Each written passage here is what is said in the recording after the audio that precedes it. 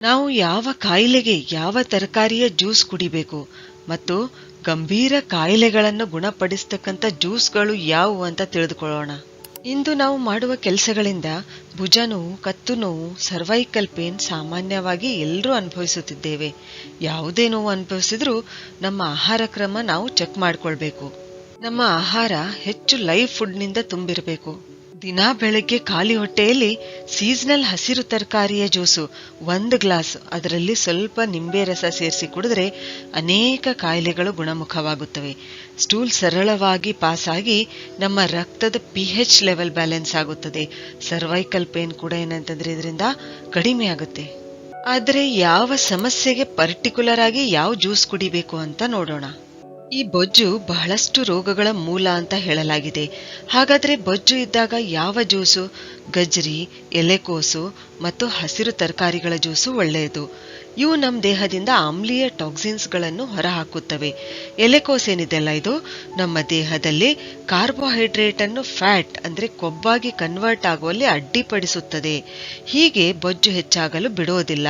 ಇನ್ನು ಗಜ್ರಿ ಅಂತೂ ಕೆರಟೊನೈಡ್ಸ್ಗಳಿಂದ ಸಮೃದ್ಧವಾಗಿರೋದ್ರಿಂದ ಬೊಜ್ಜನ್ನು ನಿಯಂತ್ರಿಸುತ್ತದೆ, ತೂಕ ಇಳಿಸುತ್ತದೆ, ವೇಟ್ ಲಾಸ್ ಆಗಲು ಸಹಾಯ ಮಾಡುತ್ತೆ. ಇನ್ನು ಹಸಿರು ಜ್ಯೂಸು ಇದು ಅಮೃತ ಅಂತಾನೆ ಹೇಳ್ಬೋದು. ಇದೇನ್ ಮಾಡುತ್ತೆ? ಫ್ಯಾಟ್ ಕರಗಿಸಿ ನಮ್ಮನ್ನು ಎನರ್ಜೆಟಿಕ್ ಆಗಿಡುತ್ತೆ. ವೇಟ್ ಲಾಸ್ ಆಗಲು ಇದು ಕೂಡ ಸಹಾಯ ಮಾಡುತ್ತೆ. ಕಾನ್ಸ್ಟಿಪೇಷನ್ ಮಲಬದ್ಧತೆ ಇದ್ದಾಗ ಗಜ್ರಿ, ಬೀಟ್ರೂಟು ಮತ್ತು ಸೌತೆಕಾಯಿ ಜ್ಯೂಸು ಕುಡಿಬೇಕು. ದಿನಾಲು ಬೀಟ್ರೂಟ್ ಜ್ಯೂಸ್ ಕುಡಿಯೋದ್ರಿಂದ ಮಲಬದ್ಧತೆ ನಿವಾರಣೆ ಆಗುತ್ತೆ. ಇನ್ನು ಬೀಟ್ರೂಟ್ ಜೊತೆ ಗಜ್ರಿ ಸೇರಿಸಿ ಜ್ಯೂಸ್ ಮಾಡಿ ಕುಡಿದ್ರೆ ಸಂಧಿವಾತ, ಕಿಡ್ನಿ ಸಮಸ್ಯೆಗಳು ಮತ್ತು ಗಾಲ್ ಬ್ಲಾಡರ್ ಸಮಸ್ಯೆಗಳು ನಿವಾರಣೆ ಆಗುತ್ತವೆ. ಇನ್ನು ಸೌತೆಕಾಯಿ ಜ್ಯೂಸು ಇದು ಏನಂತಂದ್ರೆ ಸ್ಟೂಲ್ ಪಾಸ್ ಆಗಲು ಸಹಾಯ ಮಾಡುತ್ತೆ.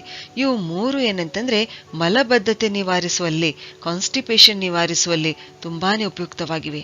ಹೈ ಬ್ಲಡ್ ಪ್ರೆಷರ್, ಹೆಚ್ಚು ರಕ್ತದೊತ್ತಡ ಇದ್ದಾಗ ಅಂದ್ರೆ 140/90 mmHg ಅಥವಾ ಇದಕ್ಕಿಂತ ಹೆಚ್ಚು ಇದ್ದಾಗ ಗಜ್ಜರಿ ಜ್ಯೂಸ್ನಲ್ಲಿ 2 ರಿಂದ 3 ಬೆಳ್ಳುಳ್ಳಿ ಎಸಳುಗಳನ್ನು ಸೇರಿಸಿ ಕುಡಿದ್ರೆ ಹೈ BP ಕಂಟ್ರೋಲ್ನಲ್ಲಿರುತ್ತೆ.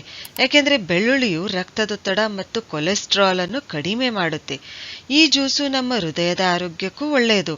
ಇದರ ಸೇವನೆಯಿಂದ ನಮ್ಮ ದೇಹದಲ್ಲಿ ರಕ್ತದ ಚಲನೆ ಸರಾಗವಾಗಿ ಆಗುತ್ತದೆ. ಮೆನೋಪಾಸ್ ಸಮಯದಲ್ಲಿ ಅಂದ್ರೆ ಋತುಚಕ್ರ ನಿಲ್ಲುವ ಸಮಯದಲ್ಲಿ ಗಜ್ಜರಿ, ಬೀಟ್ರೂಟು ಮತ್ತು ದಾಳಿಂಬೆ ಜ್ಯೂಸು ಸೇವಿಸಬೇಕು. ಯಾಕೆಂದ್ರೆ ಇವು ಮೆನೋಪಾಸ್ ಸಮಯದಲ್ಲಿ ಉಂಟಾಗ್ತಕ್ಕಂಥ ಸ್ಟ್ರೆಸ್, ಒತ್ತಡವನ್ನು ಕಡಿಮೆ ಮಾಡುತ್ತವೆ. ಮತ್ತು ವಿಶೇಷವಾಗಿ ದಾಳಿಂಬೆ ಏನಿದೆಲ್ಲ ಇದು ಮೆನೋಪಾಸ್ ಸಮಯದಲ್ಲಿ ಬೋನ್ ಮಿನರಲ್ ಡೆನ್ಸಿಟಿ ಸುಧಾರಿಸುತ್ತೆ. ಆಸ್ಟಿಯೋಪೋರೋಸಿಸ್ ಸಮಸ್ಯೆ ಉಂಟಾಗಲು ಬಿಡೋದಿಲ್ಲ. ಡಯಾಬಿಟಿಸ್, ಮಧುಮೇಹ ಇದ್ದಾಗ ಗಜ್ಜರಿ, ಬ್ರುಸೆಲ್ ಸ್ಪ್ರೌಟ್ ಮತ್ತು ಬೀನ್ಸ್ ಇವುಗಳ ಜ್ಯೂಸ್ ಏನಂತಂದ್ರೆ ಒಳ್ಳೆಯದು. ಆಮೇಲೆ ಬೇವಿನ ಎಲೆಯ ಜ್ಯೂಸು ಮತ್ತು ಹಾಗಲಕಾಯಿ ಜ್ಯೂಸ್ ಕೂಡ ಏನಂತಂದ್ರೆ ಸರಿಯಾದ ಪ್ರಮಾಣದಲ್ಲಿ ಸೇವಿಸಿದ್ರೆ ಮಧುಮೇಹಿಗಳಿಗೆ ಒಳ್ಳೆಯ ಔಷಧಿಯಾಗಿ ಸಾಬೀತಾಗಿವೆ.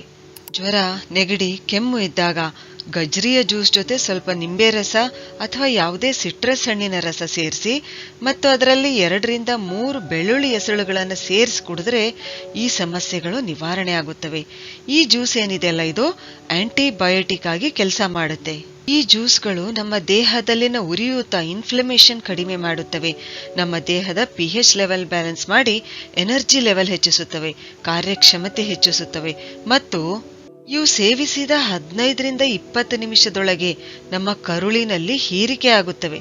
ಇದರಿಂದ ನಮ್ಮ ದೇಹಕ್ಕೆ ಮಿನರಲ್ಗಳು, ವಿಟಮಿನ್ಗಳು, ಆಕ್ಟಿವ್ ಎನ್ಸೈಮ್ಗಳು ಚೆನ್ನಾಗಿ ಸಿಗುತ್ತವೆ. ಈ ಜ್ಯೂಸ್ಗಳ ಸೇವನೆಯಿಂದ ನಮ್ಮ ದೇಹ ಡಿಟಾಕ್ಸಿಫೈ ಆಗಿ ಇಮ್ಯುನಿಟಿ ಹೆಚ್ಚುತ್ತದೆ, ಚರ್ಮದ ಹೊಳಪು ಹೆಚ್ಚುತ್ತದೆ, ತೂಕ ಕಡಿಮೆ ಆಗುತ್ತೆ ಅಂದ್ರೆ ವೇಟ್ ಲಾಸ್ ಆಗುತ್ತೆ. ಬೆಳಗ್ಗೆ ಎದ್ದ ತಕ್ಷಣ ಚಹಾ, ಕಾಫಿ ಕುಡಿಯೋ ಬದಲು ನಮ್ಮ ಡಯಟ್ನಲ್ಲಿ ಈ ಹಸಿರು ಜ್ಯೂಸ್ಗಳನ್ನ ಅಥವಾ ತರಕಾರಿಯ ಜ್ಯೂಸ್ಗಳನ್ನ ಸೇರಿಸಿದ್ರೆ ನಮ್ಮ ಜೀವನವೇ ಬದಲಾಗುತ್ತೆ. ಸರಿ, ಹಾಗಾದ್ರೆ ಮುಂದಿನ ವಿಡಿಯೋದಲ್ಲಿ ಮತ್ತೊಂದು ಉಪಯುಕ್ತವಾದ ಮಾಹಿತಿಯೊಂದಿಗೆ ಭೇಟಿಯಾಗೋಣ. ಧನ್ಯವಾದಗಳು.